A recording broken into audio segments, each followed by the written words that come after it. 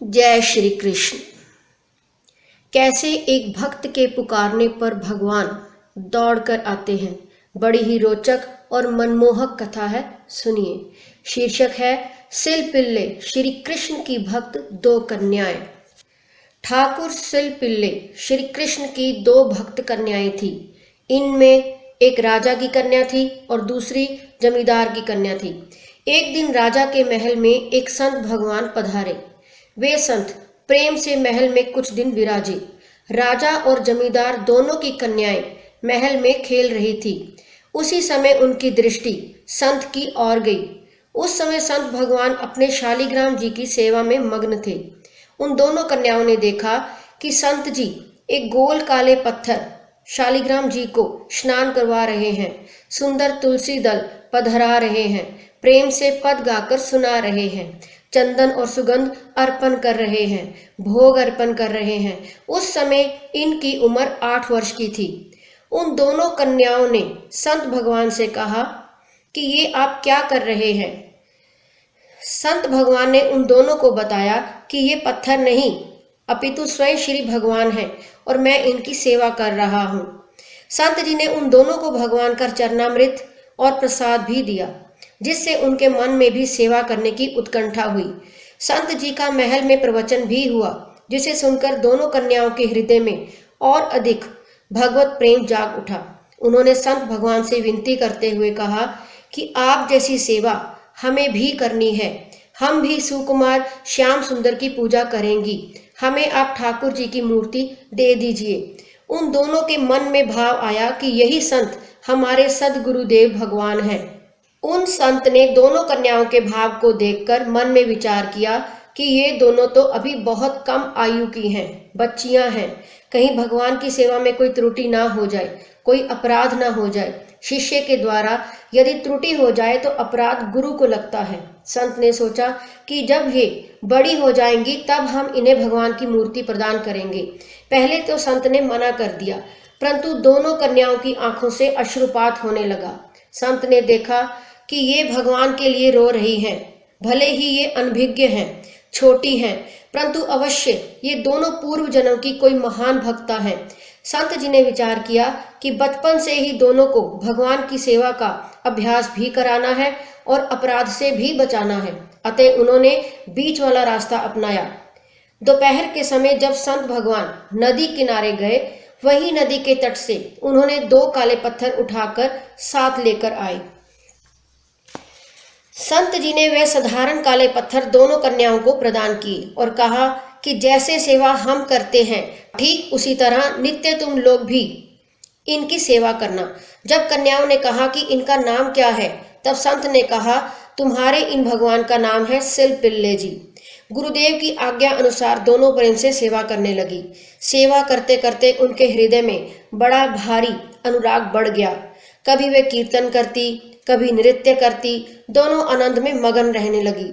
संत ने तो केवल साधारण पत्थर प्रदान किए थे, ना कोई शालिग्राम है, ना भगवान का श्री विग्रह है, परंतु गुरुदेव के वचनों में ऐसा दृढ़ विश्वास था कि इनकी सेवा सिद्ध होने लगी।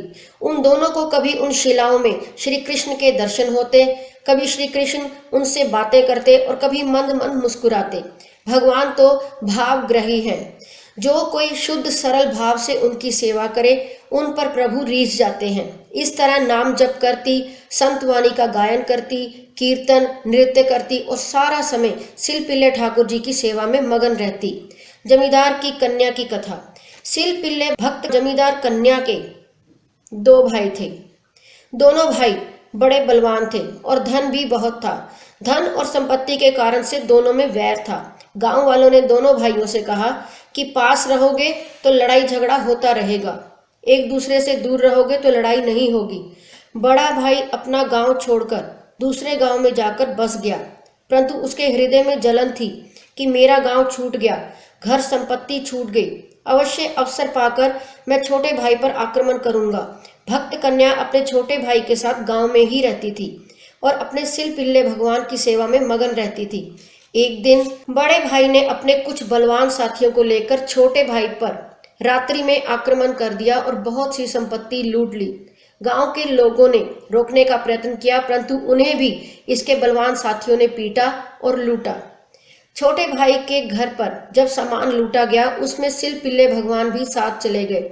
धन संपत्ति की कमी तो थी ही नहीं, अतः सोने का सिंहासन और आभूषण देखकर भगवान सिल पिल्ले भी लूट लिए गए थे। जहां सिल पिल्ले भगवान का सिंहासन रखा हुआ था, उसके आसपास बहुत से शालिग्राम रखे हुए थे, जिनकी सेवा उनके पूर्वज करते आए थे। प्रातःकाल जब भक्त कन्या उठकर भगवान की सेवा में गई तो देखा कि भगवान का सिंहासन नहीं है। इससे उस भक्ता को महान कष्ट हुआ। ऐसे छटपटाने लगी जैसे जल बिन मछली। बहुत रोने और तड़पने लगी। उसने खाना पीना छोड़ दिया। गांव वालों ने कहा कि वह तो एक पत्थर के ठाकुर थे, कोई सुंदर ठाकुर नहीं थे। हम लोग तुम्हारे लिए अष्ट धातु की सुंदर बंसीधर की मूर्ति लाकर देंगे। परंतु उस भक्ता ने कहा कि हमें तो गुरुजी के द्वारा प्रदान किए हुए अपने सिल पिल्ले भगवान ही चाहिए। गांव वालों ने कहा कि वह ठाकुर तो बड़ा भाई लूटकर साथ ले गया है, अब उसके पास बहुत बलवान आदमी है, तो उससे मांगने कौन जाए। लेकिन स्त्री पर वे हाथ नहीं उठाएंगे, वैर तो भाइयों में है, परंतु तुमसे दोनों भाइयों का प्रेम है, तुम जाकर अपने ठाकुर जी मांगकर ले आओ। तब वह भक्ता उस गांव में गई जहां बड़ा भाई रहता था। उस समय वह द्वार पर अपने साथियों के साथ बैठक में बैठा था। वह भक्ता कहने लगी कि भैया, हमें और कुछ नहीं चाहिए, बस आपने जो सामान लूटा है उसमें मेरे ठाकुर जी भी आ गए हैं, आप मेरे ठाकुर जी वापस कर दो। भाई ने कहा कि भीतर चली जाओ, वहां लूट के सामान के बीच में एक स्थान पर सभी ठाकुर विराजमान है, उनमें से अपने ठाकुर को पहचान कर ले आओ। वह भक्ता बहुत तड़प तड़प कर रो रही थी। उसकी अवस्था देखकर बैठक में जो लोग बैठे थे उनमें से एक व्यक्ति बोला, तुम 10 कोस से पैदल चलकर अपने ठाकुर के लिए यहाँ आई हो, विलाप कर रही हो, क्या तुम्हारे उस ठाकुर में कोई सामर्थ्य नहीं है? यदि तुम्हारे में इतनी ही भक्ति है तो यहीं से बुला लो, घर में जाने और पहचानने की क्या जरूरत है। उस भक्ता ने भगवान से प्रार्थना की कि हे प्रभु, मेरे अंदर ऐसा भक्ति भाव और प्रेम नहीं है कि मैं आपको पुकारूं और आप चले आओ। मेरे अंदर इतना सामर्थ्य नहीं है कि मैं ऐसा दावा कर सकूं कि मेरे पुकारने से भगवान चले आएंगे। आज स्वयं कृपा करके मेरे पास चले आओ, नहीं तो ये सब लोग हंसी उड़ाएंगे कि इनके ठाकुर में कोई सामर्थ्य नहीं है। सब यही कहेंगे कि ये तो केवल पत्थर है, मैं आपकी दासी हूँ। मुझे अपनी हंसी उड़ाने की चिंता नहीं है प्रभु, परंतु यदि ये लोग आपकी हंसी उड़ाएंगे तो हमें कष्ट होगा। मुझसे ऐसा कौन सा अपराध हो गया जो आप हमें छोड़कर चले गए? प्रभु, इन दुष्टों के हृदय में भक्ति बढ़े ऐसी कोई लीला करें। मेरी विनती है कि आप शीघ्र घर से बाहर आएं।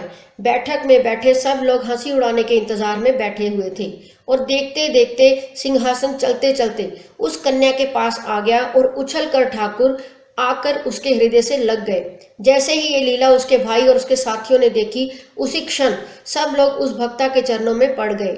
उन्होंने क्षमा याचना की और कहा कि हम आपके इस भक्ति भाव को नहीं पहचान सके।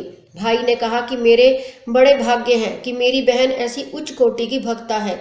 आज मेरा घर पवित्र हो गया और इनके दर्शन भी हो गए।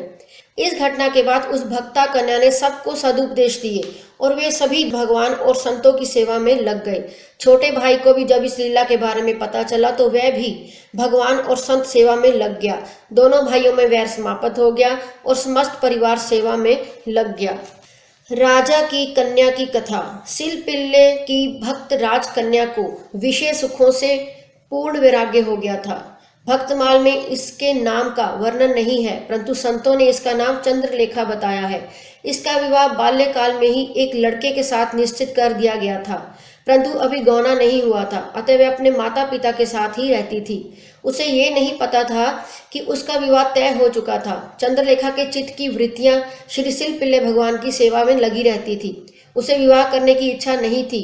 उसका हृदय तो वैराग्य के रंग में रंगा हुआ था, परंतु अब पिता ने बाल्यकाल में ही विवाह निश्चित कर दिया था। यह जानकर लोक लज्जा के कारण वह कुछ नहीं बोली। जब उसकी विवाह के योग्य उम्र हो गई तब विवाह हुआ। उसके बाद गौने की विदाई करने पतिदेव आए। दैव योग से उसका विवाह जिससे हुआ वह और उसके घर के सभी लोग भक्ति से विमुख थे। राजा की बेटी थी। गुप्तचरों से पता चल गया था कि ये लड़का और उसके घर वाले सभी भक्ति विमुख हैं। अब विवाह और गोना हो चुका था, अतः घर वालों ने उसको अपने पति के साथ विदा कर दिया। अपने ठाकुर जी को जिस पिटारी में रखा था उसे हृदय से लगाए हुए चंद्रलेखा अपने पति देव के साथ ससुराल को जाने लगी। रास्ते में उसका पति उसके पास आया और वार्तालाप करके पति ने उससे प्रेम करना चाहा, परंतु चंद्रलेखा ने देखा कि ना इसके गले में तुलसी माला है, ना मुख में हरि नाम है और ना कोई भक्ति के लक्षण है। हृदय में सोचने लगी कि हे प्रभु, ये कैसे विमुख का संग हमें मिल गया। इस विषयी और नास्तिक पुरुष का संग करने से भक्ति की हानि होगी। चंद्रलेखा ने पतिदेव से कहा, यदि आप मुझसे बात करना चाहते हो तो पहले अपने हृदय में भगवत भक्ति की चाहना करो, किसी संत का आश्रय लेकर भजन करो। जो भगवान और संत से विमुख है उसका स्पर्श मैं नहीं करूंगी। पतिदेव ने ठीक से देखा तो चंद्रलेखा के हृदय से लगी पिटारी दिखाई पड़ी और उस पिटारी में विराजमान थे सिलपिल्ले भगवान। पतिदेव ने सोचा कि लगता है कि इस पिटारी में ही कोई जादू है। इसका मन इस पूजा पाठ की पिटारी में लगा है, इसे लेकर अलग कर देना चाहिए। यात्रा के दौरान थकान के कारण चंद्रलेखा को कुछ देर निद्रा आ गई और अवसर पाकर पतिदेव ने उस पिटारी को चुराकर नदी में फेंक दिया। चंद्रलेखा ने जागने पर देखा कि ठाकुर जी और पिटारी नहीं है। बहुत ढूंढा पर नहीं मिले।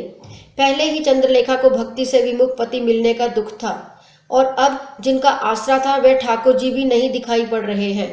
चंद्रलेखा ने अन्न जल का त्याग कर दिया और कहा कि जब तक मेरे सिलपिल्ले ठाकुर नहीं मिल जाते तब तक मैं अन्न जल ग्रहण नहीं करूंगी। पति ने उसे अनेक प्रकार से प्रसन्न करना चाहा, परंतु जिनके सर्वस्व भगवान छीन लिए गए हों वे भला प्रसन्न कैसे हो। व्याकुल होकर रोने लगी और रोते रोते ही अपने पति देव के घर पहुंची। उसकी ऐसी हालत देखकर सास ने पूछा कि ये क्यों रो रही है, बार बार तड़प तड़प कर भगवान का नाम क्यों लेती है। पति देव ने कहा, रास्ते में जब मैंने इसे स्पर्श करने की कोशिश की तब इसने कहा कि भगवान से विमुख व्यक्ति का स्पर्श हमें पसंद नहीं। यदि मुझे स्पर्श करना है तो अपने हृदय में भगवान की भक्ति धारण करो। मैंने सोचा कि इसने जो भगवान की पिटारी अपनी हृदय से लगा रखी है यही इस मुसीबत की जड़ है। मैंने अवसर पाकर पिटारी नदी में फेंक दी और सोचा कि अब मेरी पत्नी मुझसे प्रेम पूर्ण बातें करेगी, परंतु हुआ इसके विरुद्ध। चंद्रलेखा की सास ने कहा कि हम तुम्हारे लिए अच्छे नए ठाकुर बनवा देंगे, जैसे तुम्हें चाहिए वैसे बनवा देंगे, परंतु इसने कहा कि मुझे तो मेरे सिलपिल्ले ठाकुर ही चाहिए जिनकी सेवा मैं किया करती थी। सास ने बहुत समझाया और अपने हाथ से भोजन खिलाने लगी, पर खाने की क्या बात, उसे उन लोगों से बोलना भी अच्छा नहीं लग रहा था। चंद्रलेखा उच्च कोटि की भक्ता थी। उसने कभी भी अपनी सास से नहीं कहा कि ये सब अनर्थ मेरे पतिदेव के कारण हुआ है। वह यही कहती थी कि मुझसे कोई अपराध हो गया होगा, इसीलिए प्रभु मुझे छोड़कर चले गए। सच्चे भक्त की यही पहचान है। चंद्रलेखा की सास ने सोचा कि इसने अन्न जल त्याग दिया है और यह यदि मर गई तो इसके घर वालों को हम क्या जवाब देंगे। घर वालों ने कहा कि हम सब तेरे पांव पड़ते हैं, अब तू जो कहेगी वैसा ही हम करेंगे। चंद्रलेखा ने कहा, आप हमें वहीं लेकर चलो जहां पर मेरे प्राण प्यारे सिलपिल्ले भगवान को नदी में मेरे पतिदेव डाल आए। घर वाले चंद्रलेखा को लेकर नदी किनारे गए जहां जल में पिटारी फेंकी गई थी। पतिदेव ने कहा कि यही जगह है जहां उस पिटारी को हमने फेंका था। प्रभु का स्मरण आते ही उसे चक्कर सा आ गया और वह मूर्छित होकर भूमि पर गिर पड़ी। किसी तरह मूर्छा दूर होने पर उसके नेत्रों से अश्रुधारा बहने लगी और वह अत्यंत दुखित स्वर से अपने प्राणनाथ सिलपिल्ले भगवान को पुकारने लगी। भगवान श्याम सुंदर तो भक्तों के वश में रहते हैं। भक्ति वश भगवान चंद्रलेखा की ओर खींचे चले आए। भक्ता चंद्रलेखा की दीन पुकार सुनते ही सिलपिल्ले भगवान दौड़कर उसके हृदय से आ लगे। उनके साथ वे पिटारी भी आ गई। उस भक्ता के पतिदेव, सास और ससुर आदि सब ने जब ऐसा चमत्कार देखा तो वे बड़े प्रभावित हुए। उस भक्ता ने अपनी भक्ति से उन सब भगवान से विमुख लोगों को भक्त बना दिया। वे सभी कहने लगे कि हम सबके भाग्य जग गए जो ऐसी बहू घर आई।